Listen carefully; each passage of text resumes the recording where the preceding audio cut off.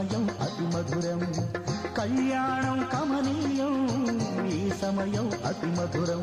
దేవారావయ్యా నీ దీవెనలివయ్యా, దేవారావయ్యా నీ దీవెనలివయ్యా.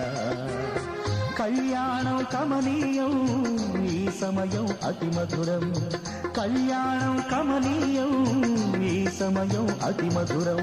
దేవారావయ్యా నీ దీవెనలివయ్యా, దేవారావయ్యా నీ దీవెనలివయ్యా.